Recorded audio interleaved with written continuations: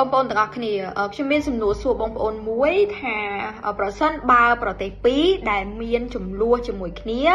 មិនថាតែព្រំដែនគោកឬក៏ព្រំដែនសមុទ្រទេតើបងប្អូននឹងគួរតែធ្វើបែបណាទី1តើបងប្អូននឹងប្រើប្រាស់កម្លាំង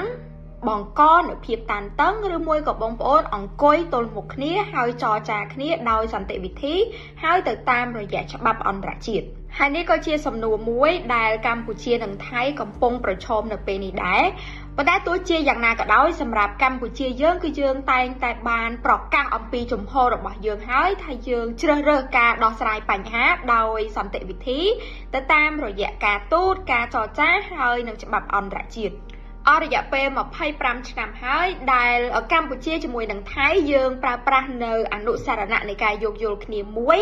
ដើម្បីយើងពិភាក្សាយើងចរចាហើយនឹងដោះស្រាយនៅបញ្ហាដែនសមុទ្រត្រួតគ្នាប៉ុន្តែយើងទាំងអស់គ្នាបានដឹងស្រាប់ហើយថាកាលពីពេលថ្មីនេះគឺភាគីថៃបានសម្រេចចិត្តដើរចេញពីយន្តការនេះដោយឯកតោភាគីដូច្នេះជំរឿសដែលកម្ពុជាអាចធ្វើបានគឺលើកយកបញ្ហានេះទៅដោះស្រាយក្រោមអនុសញ្ញាអង្គការសហប្រជាជាតិស្ដីពីច្បាប់សមុទ្រឬក៏ UN Clause បាននិយាយឲ្យងាយយល់ទៅ UN Clause នេះគឺជាច្បាប់មួយដែលចែងអំពីដែនសមុទ្រដែលប្រទេសនានាអាចយកទៅប្រើប្រាស់បានដើម្បីដោះស្រាយវិវាទដោយសន្តិវិធីមិនមែនជាការប្រើប្រាស់កម្លាំងឬក៏អាងថាប្រទេសណាដែលធំអាចមានប្រៀបទៅលើប្រទេសតូចនោះទេសំណួរបន្តមួយទៀតសួរថាតើការប្រើប្រាស់នៅយន្តការនេះអាចដោះស្រាយបញ្ហាមែនដែរឬទេចម្លើយមិនពិបាកយល់ទេហើយក៏ជាឧទាហរណ៍ជាក់ស្ដែងស្រាប់កាលពីជាង10ឆ្នាំមុនគឺប្រទេសអូស្ត្រាលីហើយនិងទីម៉ូខាងកើតក៏មានចំនួនដែនសមុទ្រដ៏ស្មុគស្មាញដូចគ្នាដែរហើយបើសិនជាប្រៀបមើលទៅប្រទេសទាំងពីរហ្នឹងគឺមានភាពខុសគ្នាខ្លាំងមែនទែន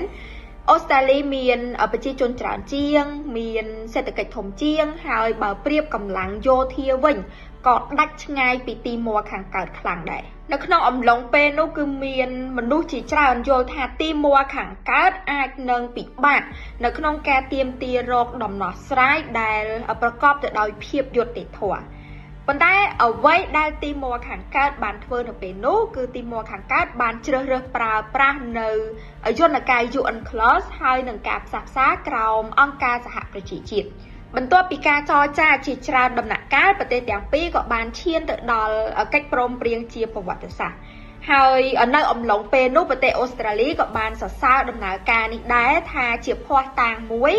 ដែលបង្ហាញថាច្បាប់អន្តរជាតិគឺពិតជាអាចជួយដោះស្រាយបញ្ហាដោយសន្តិវិធីបានពីព្រោះនៅទីបញ្ចប់ដំណោះស្រាយដែលល្អមិនមែនជាដំណោះស្រាយដែលបង្ហាញថាភាគីម្ខាងឈ្នះហើយភាគីម្ខាងទៀតចាញ់នោះទេប៉ុន្តែដំណោះស្រាយមួយដែលភាគីទាំងពីរអាចទទួលយកបានហើយបន្តរស់នៅជាអ្នកជិតខាងល្អជាមួយគ្នាត្រូវចាំថាសម្រាប់កម្ពុជាហើយនិងថៃគឺយើងជាអ្នកជិតខាងយើងមានទំនាក់ទំនងប្រវត្តិសាស្ត្រវប្បធម៌ពាណិជ្ជកម្មហើយនឹងការផ្លាស់ប្ដូរគ្នាទៅវិញទៅមកនឹងយូរមកហើយអញ្ចឹងទេការដែលរក្សានៅសន្តិភាពក៏ដូចជាស្ថិរភាពក្នុងនាមជាអ្នកជិតខាងគឺជាការសំខាន់បំផុតមិនថាតែបញ្ហាដែនសមុទ្រឬក៏បញ្ហាដីគោកនោះទេការដែលយើងរក្សានៅការសន្ទនាការចរចាក៏ដូចជាការដោះស្រាយដោយសន្តិវិធីតាមរយៈការគោរពច្បាប់អន្តរជាតិអីជាដើមហ្នឹងវាគឺជាគន្លឹះដែលសំខាន់បំផុតហើយសម្រាប់កម្ពុជាគឺយើងបានប្រកាសយើងបាននិយាយដដែលយូរណាស់មកហើយដោយសារតែនៅពេលដែលមានសន្តិភាពប្រទេសទាំងអស់អាចផ្ដោតទៅលើការអភិវឌ្ឍសេដ្ឋកិច្ចការបង្កើតការងារហើយក៏អាចជួយឲ្យប្រជាជនរស់នៅបានសុខស្រួលដែរប៉ុន្តែនៅពេលដែលមានសង្គ្រាមប្រទេសទាំងអស់នឹងជួបបញ្ហាប្រទេសធំប៉ុណ្ណាប្រទេសមានប៉ុណ្ណាប៉ុន្តែសង្គ្រាមចូលមកហើយបញ្ហាគឺត្រូវតែកើតមានជារឿងធម្មតាហើយអ្នកដែលជួបបញ្ហាមុនគេគឺប្រជាជននឹងឯង